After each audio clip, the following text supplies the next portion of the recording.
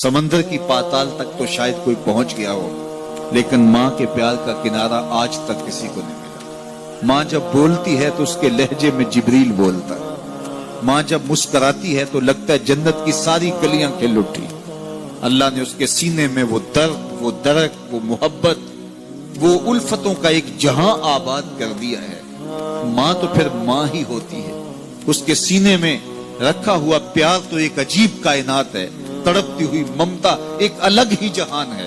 कभी आपने देखा हो कि बच्चा घर से निकलता है, दुनिया की बड़ी बड़ी दानिशगाहों में उसका इंतजार हो रहा होता है, लोगों को अक्लो बीनश सिखाने जा रहा होता है, उसकी एक एक बात को लोग मोतियों की तरह झोलियों में डालते हैं। और दुनिया की दानिशगाहों में, यूनिवर्सिटियों में और दरसगाहों में लोग उसके मोतियों जैसे जुमले सुनने के लिए बेताब होते हैं कि ये अक्लो बीनश का मुरक्का है, ये फहमो इदराक का पहाड़ है, इसकी बातें जिंदगी गुजारने का गुर सिखाती हैं।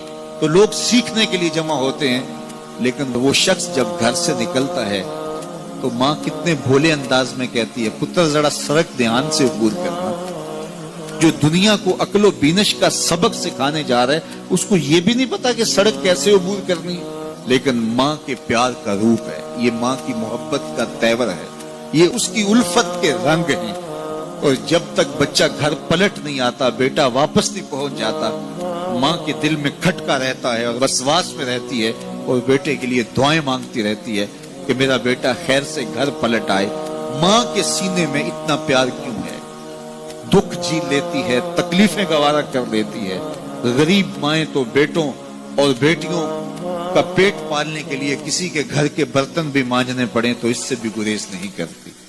तकलीफें सह लेती हैं, अजियतें गवारा कर लेती हैं, लोगों की गुलामियां कबूल कर लेती हैं। माएं अपनी औलाद के लिए क्या कुछ नहीं करती। माँ को अपनी औलाद से इतना प्यार क्यों है?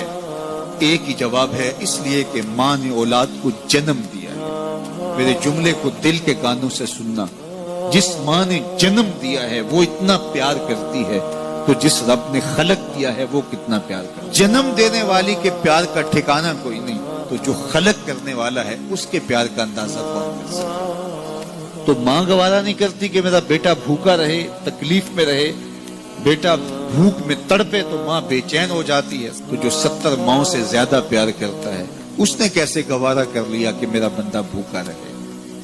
सहरी का खाना खाया है, कड़कती दोपहर है, बरसती गर्मी है, जुबान पे पिपड़ी जम गई, हलक खुश्क हो गया, खाने के लिए पीने के लिए सब कुछ मुयस्सर है, लेकिन कहा नहीं एक घूंट भी नहीं लेना। वुजू करते भी एहतियात करना है, हलक से नीचे कोई कतरा उतर ना जाए, कुछ खाना भी नहीं।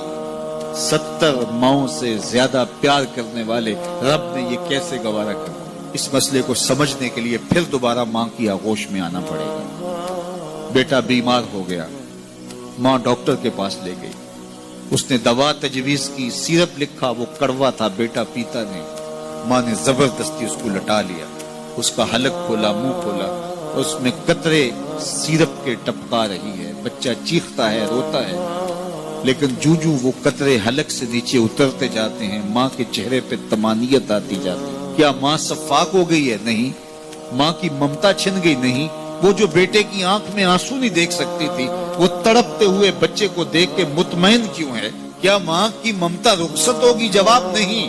तो फिर क्यों माँ इतनी खुश है? कहा बेटा नहीं जानता, माँ जानती है। चंद लम्हों की तकलीफ है, कुछ लहजों की कड़वाहट और तलखी है, लेकिन ये सिरप जब मैदे में उतरेगा तो नतीजा शिफा की सूरत में बरामद होगा। माँ की निगाह इस कड़वे सिरप पे नहीं, माँ की निगाह नतीजे पे है। कहा 70 माओं से ज्यादा प्यार करने वाला रब तुम्हें बहुत प्यार करता है, लेकिन भूख और प्यास इसलिए गवारा करवाई जा रही है, लअल्लकुम तत्तकून। इसका नतीजा तकवे की सूरत में बरामद। तुम्हें इत्तिका की दौलत मिलेगी, तुम तकवे का नूर पालोगे। इसलिए महीना एक मौका है, एक फुर्सत है। हम इस फुर्सत को गनीमत जाने और अपने नफ्स को काबू में करें। रोजा हमें बहुत कुछ सिखाता है, इससे वो सब कुछ सीखें और अपने मन को संवारने की कोशिश करें। तो जब हम तकवे की दौलत पालेंगे तो रोजे का मकसूद हासिल हो जाएगा।